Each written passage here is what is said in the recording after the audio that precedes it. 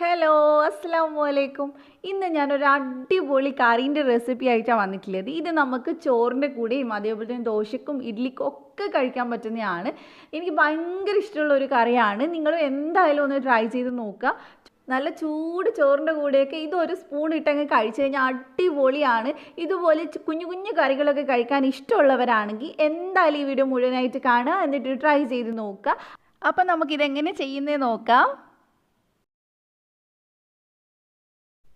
അപ്പോൾ ഇത് ഉണ്ടാക്കാനായിട്ട് ഞാനിവിടെ കുറച്ച് ചെറിയ ഉള്ളി ഒന്ന് തൊലി കളഞ്ഞെടുത്തിട്ടുണ്ട്. പിന്നെ ഒരു വലിയ തക്കാളി, അതേപോലെ തന്നെ കുറച്ച് ചെറിയ ഉള്ളി ഞാനൊന്ന് നുറുക്കി എടുത്തിട്ടുണ്ട്, അരിഞ്ഞെടുത്തിട്ടുണ്ട്. അത് ഏകദേശം ഒരു കപ്പ് ഉണ്ടാവും നമ്മൾ അരിഞ്ഞതിന് ശേഷം. ഈ കറി മെയിനായിട്ട് ചെറിയുള്ളി വെച്ചിട്ട് ചെയ്യുമ്പോഴാണ് കൂടുതൽ ടേസ്റ്റ് ഉണ്ടാവുക. സവാള വെച്ചിട്ട് ഞാനങ്ങനെ ചെയ്ത് നോക്കിയിട്ടില്ല. അപ്പോൾ ചെറിയുള്ളി ഒട്ടും കിട്ടാത്തവർ അങ്ങനെ ഒന്ന് ട്രൈ ചെയ്ത് നോക്കുക. എന്തായാലും ബോറായിരിക്കില്ല എന്ന് തോന്നുന്നു. അപ്പോൾ ഇത് നമുക്ക് ആദ്യം തക്കാളി ഒന്ന് മിക്സിക്കകത്തോട്ട് ചേർത്ത് കൊടുക്കുക. അത്യാവശ്യം വലുപ്പമുള്ള ഒരു പഴുത്ത തക്കാളിയാണ്. ഒരു ചെറിയ തക്കാളിയൊക്കെ ആണെങ്കിൽ 2 എടുക്കണം. ഇനി നമുക്ക് ഇതിനകത്തോട്ട് നമ്മൾ തൊലി കളഞ്ഞ് വെച്ചിട്ടുള്ള ചെറിയുള്ളിയും കൂടി ചേർത്ത് കൊടുക്കുക. പിന്നെ നിങ്ങളുടെ കയ്യിൽ വറ്റൽമുളക് ഉണ്ടെങ്കിൽ ഈ സമയത്ത് ഒരു 5-6 വറ്റൽമുളക് ചേർത്ത് കൊടുക്കുക. വറ്റൽമുളക് ചേർക്കുമ്പോഴാണ് കേട്ടോ ഇത് കൂടുതൽ ടേസ്റ്റ് ഉണ്ടാവുക. അപ്പോൾ ഞാൻ വീട്ടിലായതുകൊണ്ട് ഇവിടെ അത് ഇരിപ്പില്ല. അപ്പോൾ പൊടിമുളക് വെച്ചിട്ടാണ് ഞാൻ ചെയ്യുന്നത്. അപ്പോൾ ഇനി നമുക്കിത് നന്നായിട്ടൊന്ന് അരച്ചെടുക്കാം. നിങ്ങൾക്ക് വെള്ളം ചേർക്കണം എന്നുണ്ടെങ്കിൽ വെള്ളം ചേർത്തോളൂ, കുഴപ്പമൊന്നുമില്ല.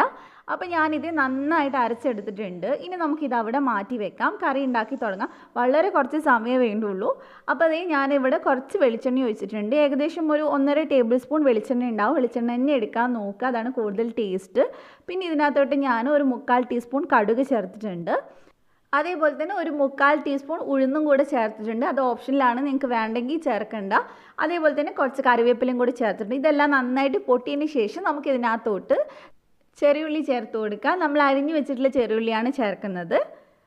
അപ്പോൾ ഇനി നമുക്കിത് നന്നായിട്ടൊന്ന് വഴറ്റിയെടുക്കണം. അപ്പോൾ അതിന് വേണ്ടിയിട്ട് നമുക്ക് കുറച്ച് ഉപ്പും കൂടി ഇട്ടിട്ട് നന്നായിട്ട് വഴറ്റിയെടുക്കുക. ഇത് നിങ്ങൾ എത്രത്തോളം നിങ്ങൾ ചെറിയുള്ളി എടുക്കുന്നുണ്ടോ അതിനനുസരിച്ച് തക്കാളിയുടെ അളവ് മാറ്റം വരുത്തണം. ഇത് ഏകദേശം ഞാനിവിടെ 1 കപ്പാണ് എടുത്തിട്ടുള്ളത് കട്ട് ചെയ്തതിന് ശേഷം. അപ്പോൾ അത് ഞാൻ കുറച്ച് ഉപ്പ് ചേർത്ത് കൊടുക്കുന്നുണ്ട്. ഇനി നമുക്ക് നന്നായിട്ട് വഴറ്റിയെടുക്കാം. ഈ ഒരൊറ്റ കറി മതി 2-3 പേർക്കൊക്കെ സുഖമായിട്ട് ചോറുണ്ണാനായിട്ട്. കാരണം അത്രയും കുറച്ച് മതി നമുക്ക് കുറേ ചോറുണ്ണാൻ വേണ്ടിയിട്ട്. വേറൊരു കറി നമുക്ക് സൈഡിൽ ആവശ്യമില്ല. അപ്പോൾ ഇത് ഞാൻ നന്നായി വഴറ്റിയെടുത്തിട്ടുണ്ട്. ഇനി ഇതിനകത്തോട്ട് ഞാൻ മുളക് പൊടിയാണ് ചേർക്കുന്നത്. ഞാൻ കാശ്മീരിയാണ് എടുത്തിട്ടുള്ളത്.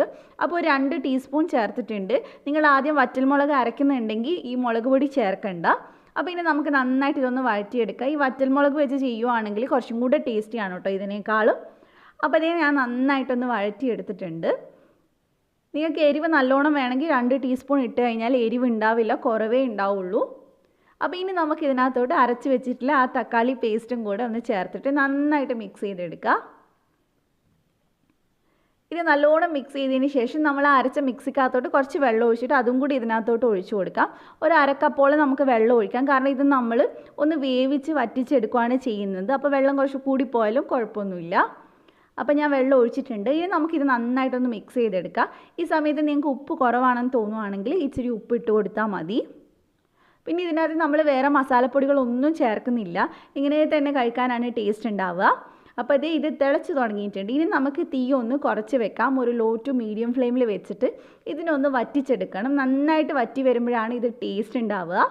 അപ്പോൾ ഇത് അത്യാവശ്യം നന്നായിട്ട് വറ്റി വന്നിട്ടുണ്ട്. ഈ ഒരു പരുവം മതി. നമുക്കിനി തീ അങ്ങ് ഓഫ് ചെയ്യാം. ചൂടോടെ തന്നെ നമുക്കിത് സെർവ് ചെയ്യാം. അപ്പോൾ ഇത്രയേ ഉള്ളൂ. നമ്മുടെ കിഡിലനായിട്ടുള്ള കറി ഇവിടെ റെഡി ആയിട്ടുണ്ട്. ഇതുപോലെ മുൻപ് ട്രൈ ചെയ്തവരുണ്ടെങ്കിൽ ഒന്ന് കമൻറ്റ് ഇടണേ എങ്ങനെയുണ്ടെന്നുള്ളത്. അതുപോലെ ട്രൈ ചെയ്യാത്തവരുണ്ടെങ്കിൽ ഉറപ്പായിട്ടും ട്രൈ ചെയ്തിട്ട് ഫീഡ്ബാക്ക് പറയാം. അപ്പോൾ നിങ്ങൾക്ക് റെസിപ്പി ഇഷ്ടമായിട്ടുണ്ടെങ്കിൽ ഒന്ന് ലൈക്ക് ചെയ്യുക. അതുപോലെ ആദ്യമായിട്ട് കാണുന്നവരുണ്ടെങ്കിൽ ചാനൽ ഒന്ന് സബ്സ്ക്രൈബ് ചെയ്യുക. എന്നിട്ട് തൊട്ടടുത്തുള്ള ബെല്ല് ക്ലിക്ക് ചെയ്തിട്ട് ഓളും കൂടെ ക്ലിക്ക് ചെയ്യുക.